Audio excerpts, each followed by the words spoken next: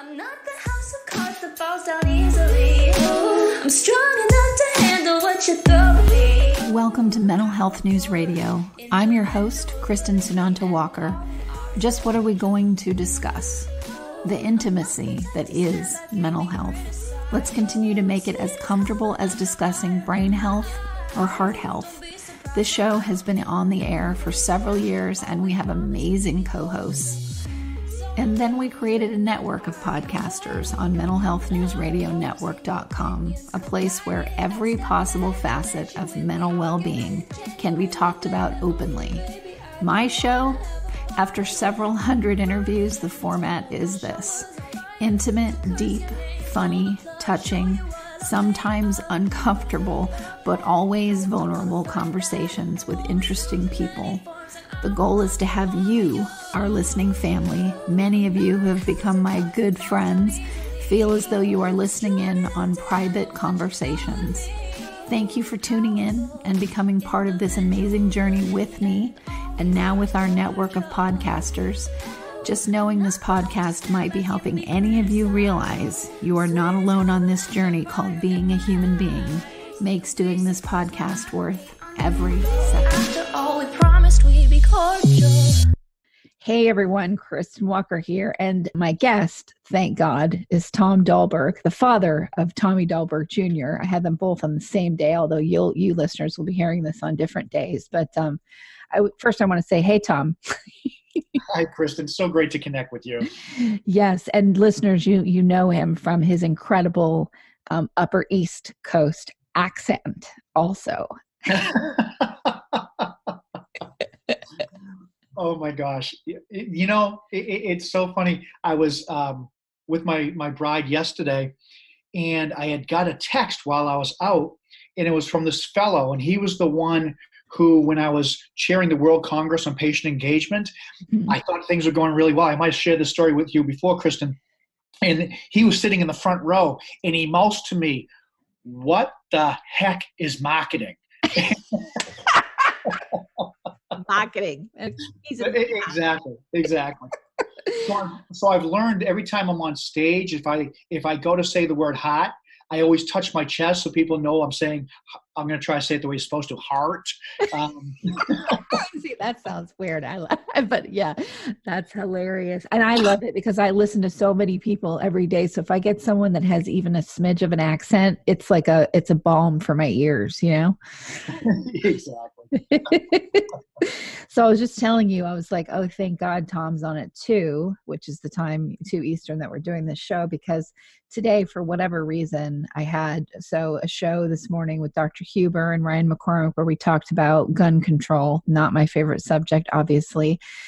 Then I had your son, Tommy, on talking about suicide awareness and anxiety and depression. Then I had our new podcaster on, Amy O'Neill, who's a counselor and also a survivor of the Boston Marathon bombing, and then you. And I'm like, man, that's a lot of intense stuff.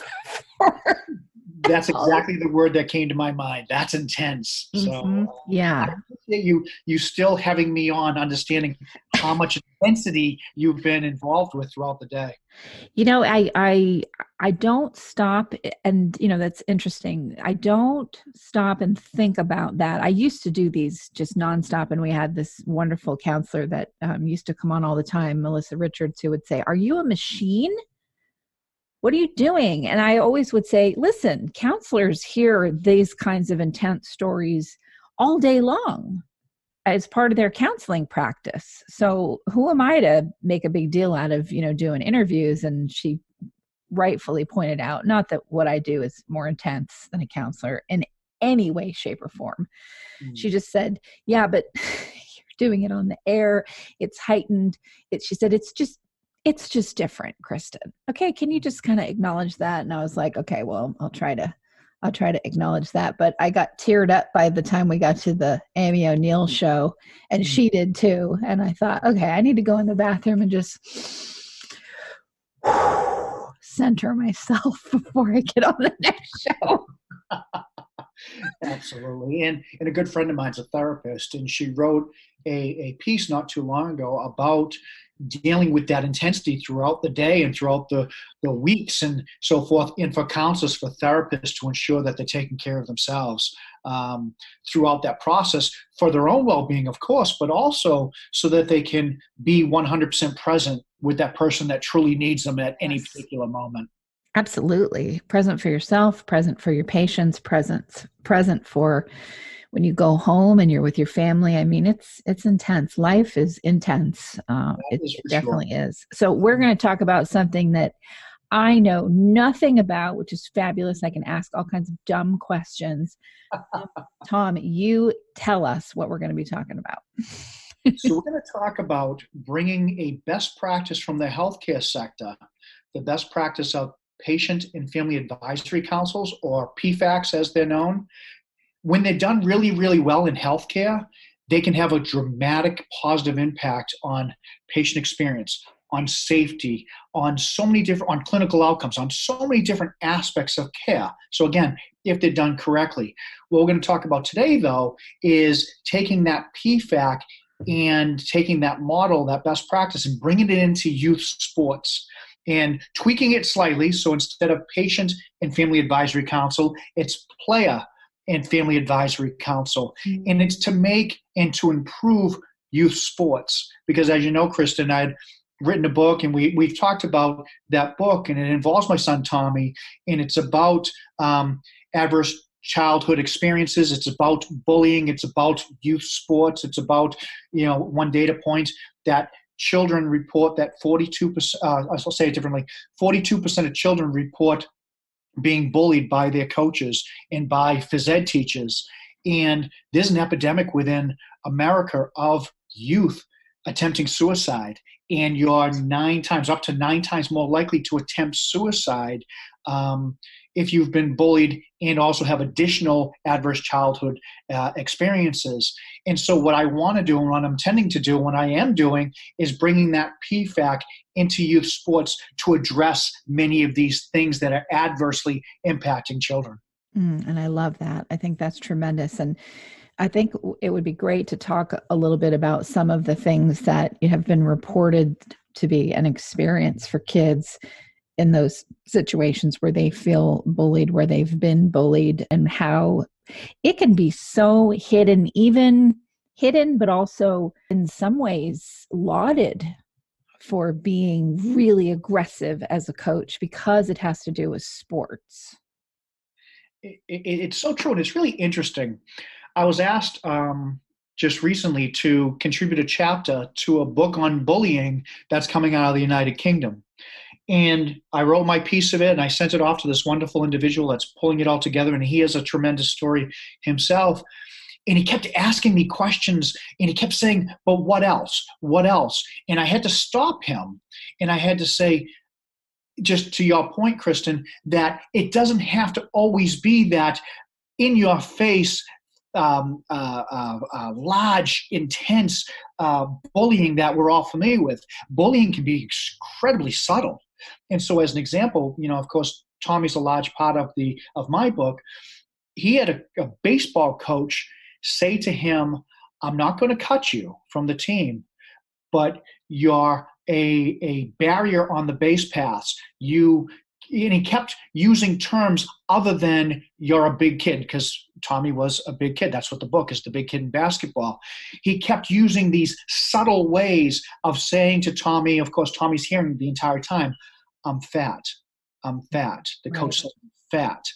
And again, this coach didn't have the integrity to say, you're not good enough, so I'm going to cut you. But rather, he wanted Tommy to cut himself.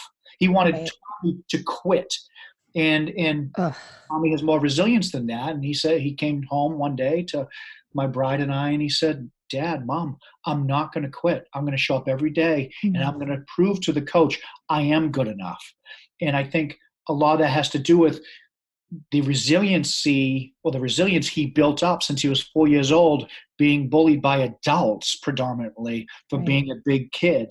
And so it's just really interesting that bullying, again, doesn't always have to be in your face. It can be done in such subtle ways, and yet those subtle ways are so incredibly damaging to children as well. Oh, absolutely. We had such a great show today. And every time I hear him, I'm like, how did this?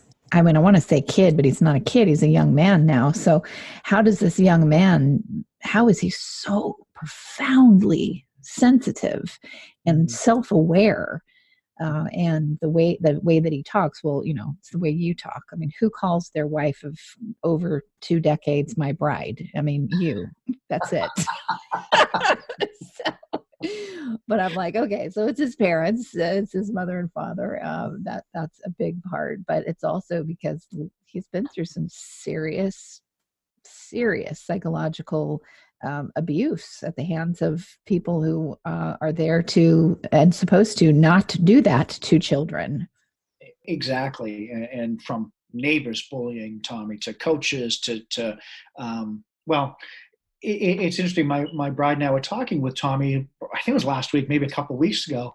And, a lot of times we focus on the bad or the negative. Mm-hmm. And we said, let's stop here and let's talk about who were those people in your life that made a difference. Yeah. Helped you to become the person. I mean, every part of our life, good, bad, or otherwise, it informs who we are. But let's talk about the positives.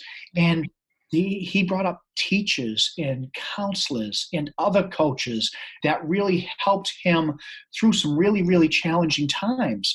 And so when I'm on stage and I'm talking about bullying by coaches, I also highlight the goodness of many, many coaches and the impact we all can have, be as coaches, parents, or others, on children, and that we need to be aware. And we need to be aware how powerful our words are, our actions are, and how they impact people at that moment, but also longitudinally. In fact, Kristen, I shared the story the other day at a book reading.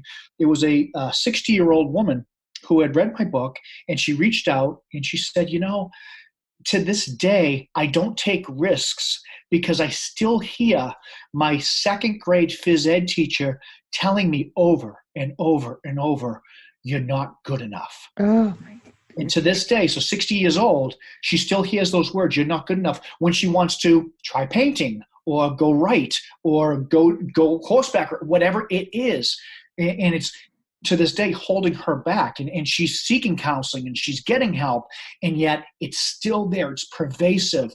And again, that's the power we all have over people. And we really need to be mindful of what we say and how we say it. And really, we need to care about one another. Absolutely. So how's the temperature been around you wanting to do this within the realm of sports, youth sports especially? Well, it's interesting. I've been partnering with a recreation department, and they've been setting up all these speaking events and so forth with me and with my daughter Samantha, who as well, of course. Samantha handles all my PR, and she's coordinating with this rec department. And each time, I think there's been 3 or 4 specific sessions. Each time, what I hear from the leader of the rec department is, oh yeah, the people in the audience, those are the people that already get it. It's the people who don't get it. They're not coming, and we can't force them. And so when I think about the temperature, as you just asked, it's yes, the people that want to know more, that want to evolve and get better and better at working with children and helping youth and improving this sports and improving these communities, they're showing up.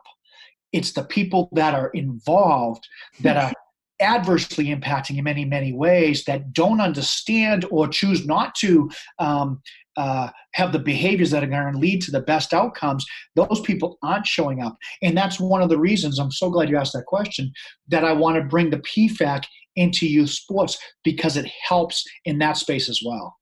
So explain how it would work. So in healthcare, again, a hospital system, we'll use a hospital system as an example.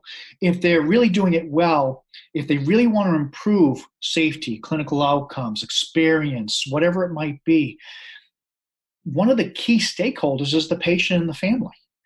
And often what happens is they create this PFAC and they bring these patients and families together and they check off the box and say, well, yeah, we brought patients and families together, we fed them a little bit, we got a PFAC. No, that's not how it works. That's counterproductive. But when they do it well and they really engage patients and families, and they really engage them around improvement opportunities, they help teach them if they don't already have the background in, say, improvement science or clinical quality or safety, they get that insight from these folks. And so they get that lens of the patient and family, which they can now use this additional wisdom to make things better.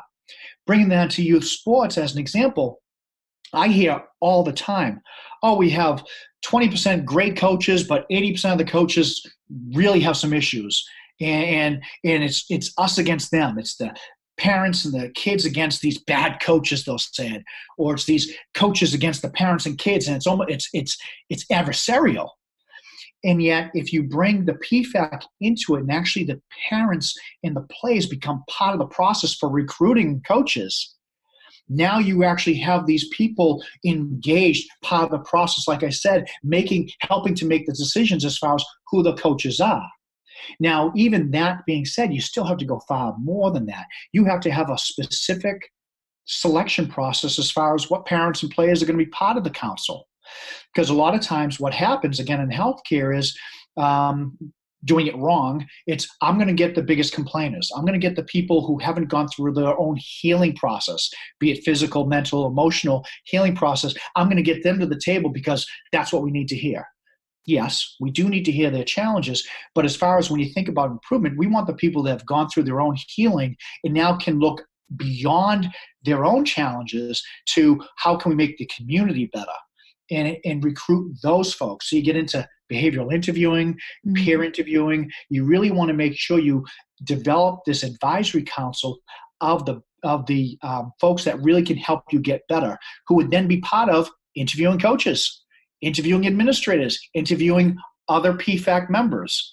So it's really a key piece in ensuring that the people that we have working with our youth are absolutely vetted by the youth sport organization, right, and as part of that through this PFAC as well. So that's just one piece of this, how we can improve the youth sports space.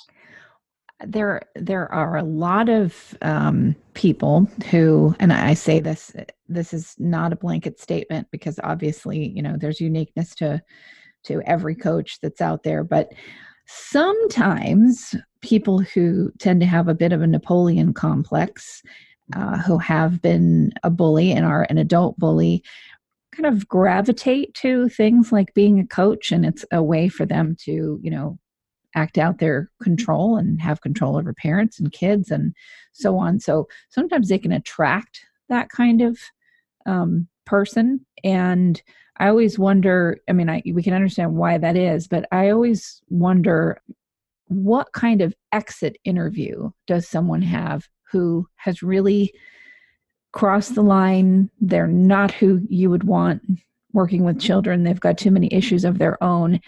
Is that something that you would look at as part of this as well? Let's say somebody slipped through and they really overdid it. Would there also be kind of an exit interview too? This is why we're going to have you take a break or not do this anymore. Absolutely. In fact, a lot of times what you'll find is a youth sports organization, they'll have maybe a mission statement or a vision statement. They might even have values. Awesome.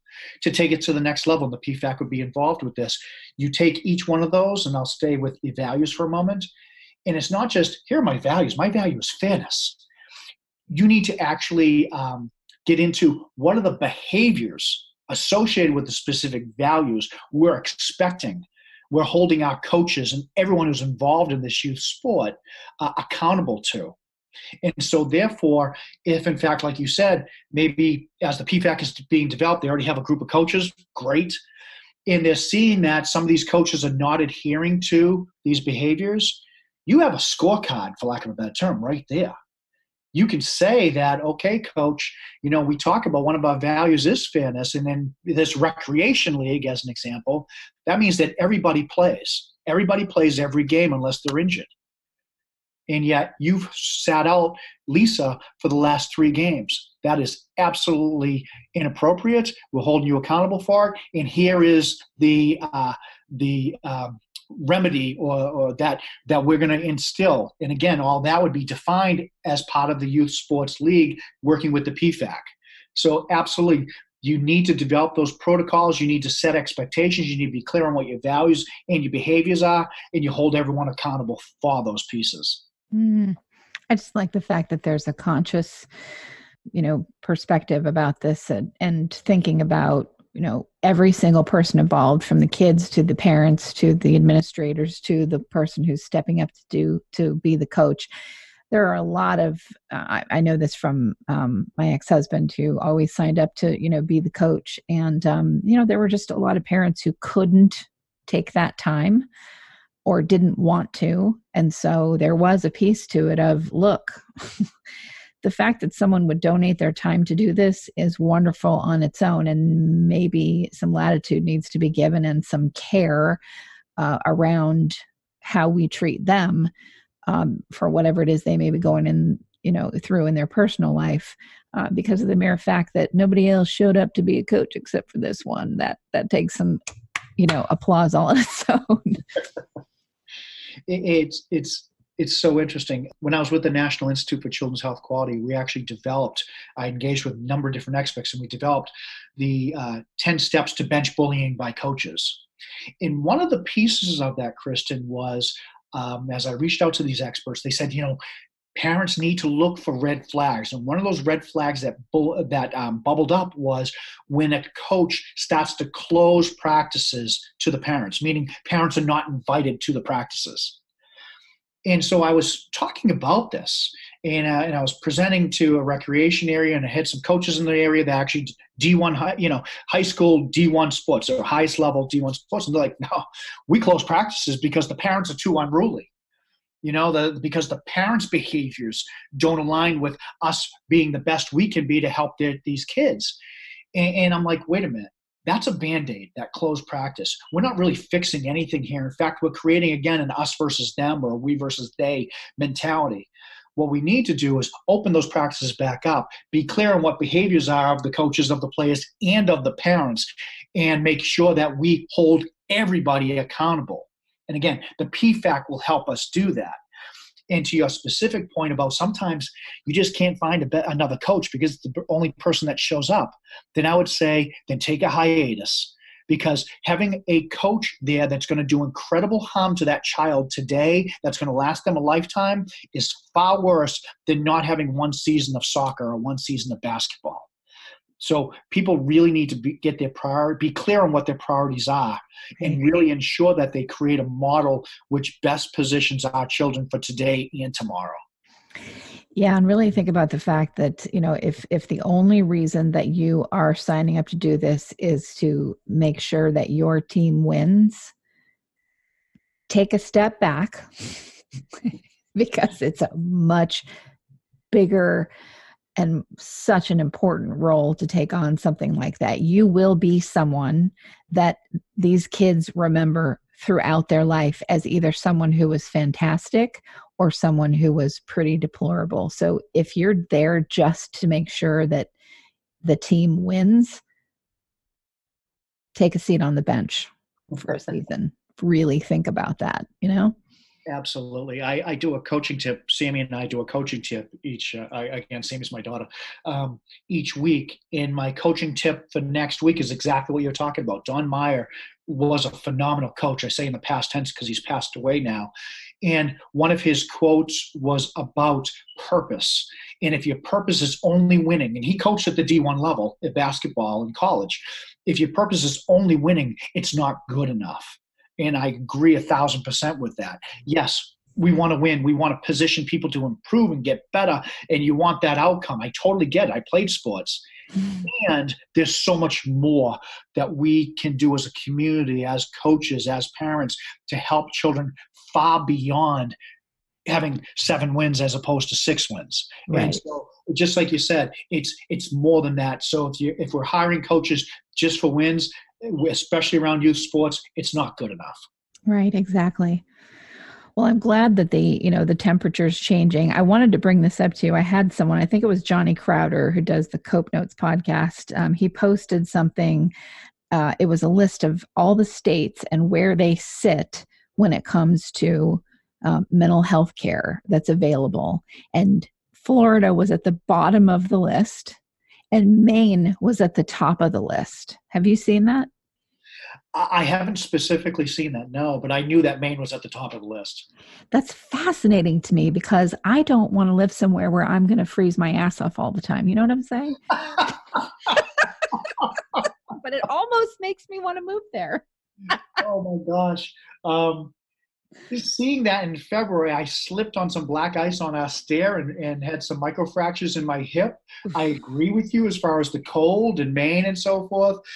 And Maine does some incredibly positive things in a lot of different areas, including mental health. And I was blessed for, I think it was 6 years, to be part of the Hygeia Foundation, working with psychiatrists, psychologists, and many, many other therapists, in addition to other physicians, primary care, and so forth, and incredible nurses, and could see firsthand the impact of when you have great mental health care practitioners who truly care and don't always default to meds. If you need meds, you get meds, but don't always default to it. Right. It's incredible the impact you can have on patients and families. It's really amazing. Oh my gosh. Yeah, I was really shocked when I saw that. I was like, what, why in the coldest place in the United States, which I would dare to say Maine probably is the coldest. It wouldn't surprise me. And then the hottest, most humid, but this is the beach and the sunshine and whatever, Florida, that was the worst. That was really surprising to me. But, I hear what you're saying. And in every state, there's opportunities to improve healthcare. Yes. Healthcare is profoundly broken in America, mental health care, physical health care. Absolutely. There's also flames of good within the system. Florida, it's not just mental health. It's other areas that need significant improvement, just like most other states. Maine needs some significant improvement in many, many areas. And so it's interesting. I hear and I look at some of these score sheets as far as, the best hospitals, Some are incredible. And yet some that are on these lists, also firsthand knowledge, aren't as good as maybe the numbers tell you they are. Right. And so I would say we need to invest in every state across the board, because patients and families are being harmed, as are physicians, nurses, and others who work in healthcare. I think you and I have talked about this. The suicide rate for physicians in America is more than one per day. The burnout for physicians and nurses and others, and again, my bride's a nurse, the burnout for these people is unbelievable. My wife is doing nurse triage now, and a lot of nurses are leaving the, quote, best hospital in the state to come and do nurse triage work, because their words, they're burning out. They're being treated as cogs in a factory, as opposed to true caregivers that are holding the lives and the mental well-being and the physical well-being of patients and families in their hands every day. They're not being treated as such. They're being treated as production workers. And we need to fix that. And that's in every state. Absolutely. Yes, absolutely. And hey, why not spearhead something out in youth sports? Have you heard from other states, in terms of interest about this yet? I've been putting it out there more and more, and I'm hearing yes, but. It's all that. It's always that. But I'm afraid. I have fear. If I get parents involved to this level, is it going to slow things down? Am I not going to be able to get that coach that's going to put us on the map because they're so good at getting the wins? And I'm like, we're talking youth sports now. Yes, wins. I get it. And yet, this is the lives of children we're talking about. Mm-hmm. And I'm not talking about everyone gets a trophy. I'm talking about how can we best position children to have the optimal life? Mm-hmm. Because there's so much bad out there, and there's great good too, but there's so much adversely impacting our youth in this country. We need those safe places for children to go, to feel safe, to feel cared for. And sometimes their family system is not that place. Right. I mean, I coached children that were being abused. I coached children that were getting into drugs because they were neglected. They were ignored, and those types of things. And I get it. We can't say it's this panacea of, oh yes, every family is wonderful. No, they're not. And so, but here's an opportunity that we can take those those parents that are loving and caring parents that to help us work with amazing people that want to help youth to make things better. Bravo. So tell our listeners where they can find out more about this online and also more about you. They can go to TBKid, so just because I talk funny, so it's tbkid.org, and that is the Big Kid in Basketball. There's lots of resources as far as bullying and adverse childhood experiences, and there's also a contact sheet there that you can reach out to me specifically about PFAC or anything else that we've talked about. The specific email is mail.thebigkid@gmail.com. And I think those are the best places to find more about what we're talking about and about me as well. Fantastic. Well, Tom, thank you again for coming on and for peopling the world with really fantastic children. Clearly, it's my bride and so forth, but I appreciate that, Kristen. It's always a pleasure to be on. I love what you do, what you're doing with your network. I mean, I listen in on so many of these podcasts, and they're so informative and impactful. And as Sammy and I say, it's all about impact. So thank you for all you do every day. Absolutely. And to you. And thank you, listeners, for tuning in. And for these long years you've been tuning in, my hat's off to you, because listening to me every day like that would nauseate me. So I appreciate that for all getting close to a decade in a couple of years. So thank you for another episode of Mental Health News Radio. I know, no one likes commercials, but seriously, folks, without the help from these organizations, we could not stay on the air. Please give a shout out to zencharts.com. If you're a mental health or addiction treatment center, you'll want to use their EHR. It's gorgeous, and they're just good people. And also MyGenetics, MyGenetx.com, because knowing your genetic code empowers your mental health treatment. And lastly, CopeNotes.com. We love getting positive messages right to our phones every day from Johnny Crowder. He's the lead singer of Prison, a heavy metal band sharing their music about suicide prevention, addiction recovery, and mental health.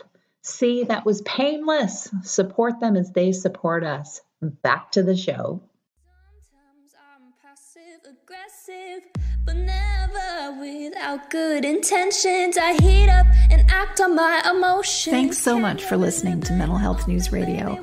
Our podcast can be found on iTunes, Stitcher, and hundreds of other podcast apps, or you can visit our website at mentalhealthnewsradio.com.